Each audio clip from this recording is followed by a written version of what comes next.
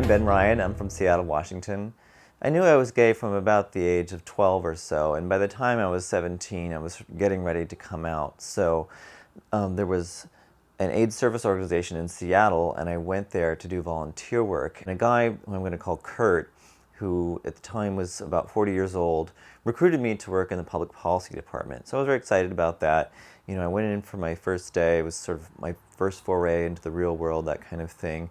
And I sat down at this desk, and within a few minutes of sitting there, Kurt walks by and then does this double take rather theatrically.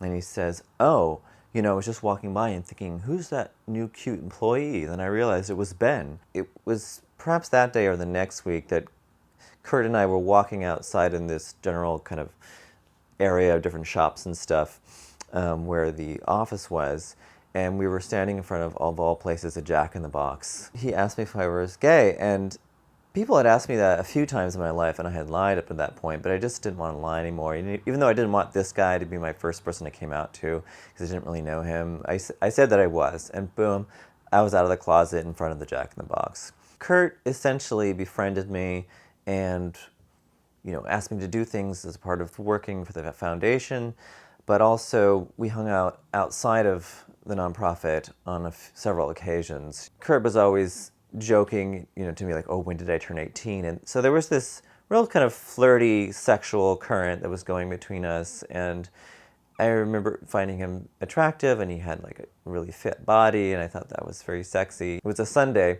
It was in early March of 1996, and Kurt and I had gone to this like gay gym downtown. We sat in my car. We'd finished going to the gym, and he looked at me. He said, "Do you want to go hot tubbing?"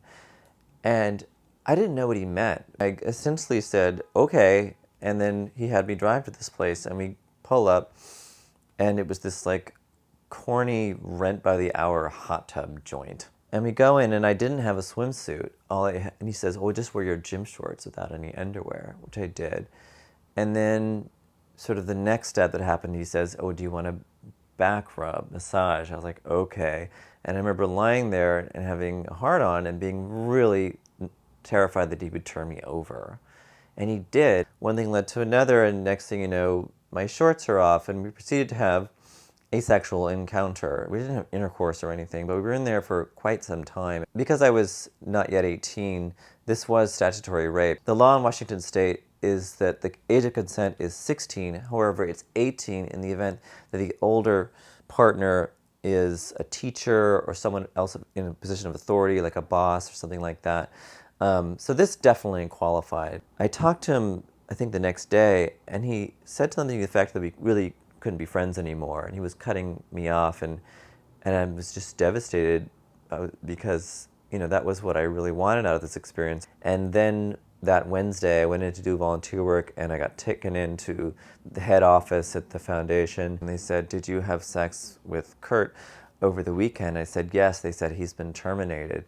And they did not ultimately decide to make me leave the organization. I stayed on. The organization, I think trying to protect their liability, sent me to a counselor.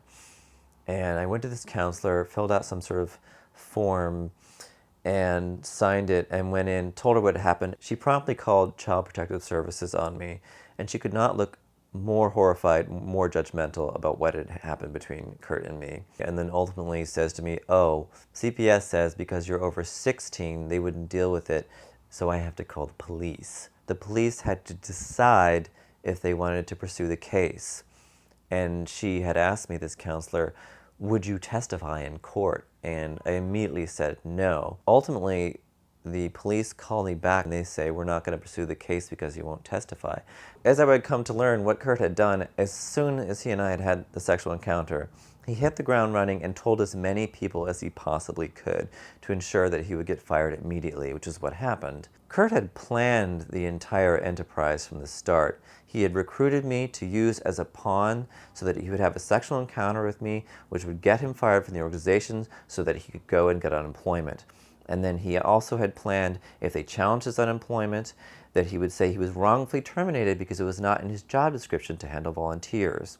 I ultimately found out that he had AIDS, and he didn't do anything with me that would have put me at risk of transmission of HIV. But putting that aside, what I would understand from other people was that he believed that he would probably die within the next year or so.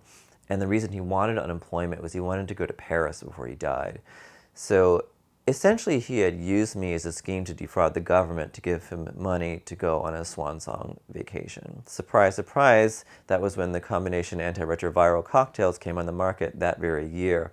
And he would proceed to go on living for many years. He ultimately died, I believe, in early 2009 of rectal cancer. Ultimately, he did get unemployment. They did not challenge him, so all of that kind of settled out.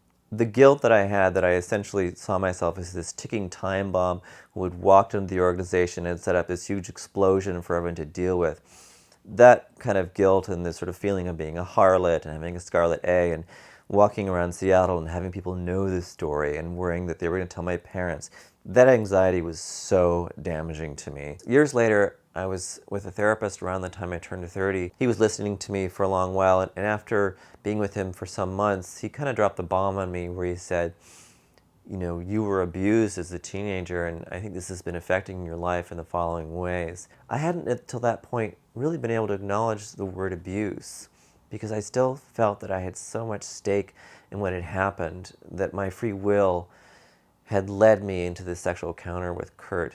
Of course, it wasn't my fault, as I would come to learn. For me, you know, coming out of this experience of having molested as a child, as a teenager, it's hard for me to ever know how my life might have been different without it. I do take great comfort in telling people the story, frankly, as often as I can, to keep making it more casual for myself, because it's just a long, endless process of undoing the law of silence that was erected around me after what went on between Kurt and me. I think for me, and what I might say is a source of wisdom for other people, is working with yourself to be able to define what happened to you in your own terms and to try to own that narrative for yourself. It doesn't necessarily mean you have to tell anyone, and you could work through it by writing in your journal or working with a therapist or whatever it is. It's important, I think, to be able to define for yourself in your own terms what happened to you.